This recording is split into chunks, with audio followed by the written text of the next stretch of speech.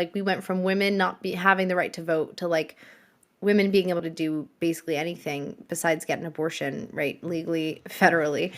in this country. But we did have a huge period before that happened of progression, and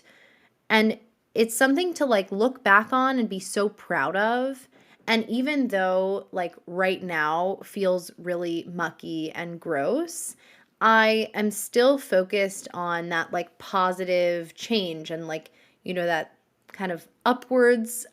trend, that is like just totally unignorable, right? Because you have centuries and like just so many years of women being oppressed, and then you have this like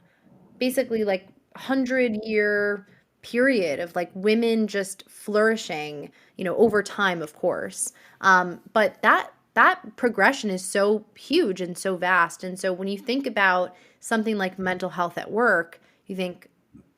when you went into the workplace, mental health was totally not something talked about. To now, we're talking about providing people with free therapy at work, and talking about it, from like the perspective of CEOs on LinkedIn. Like it's kind of crazy, and it's a really beautiful thing for me to watch. And I think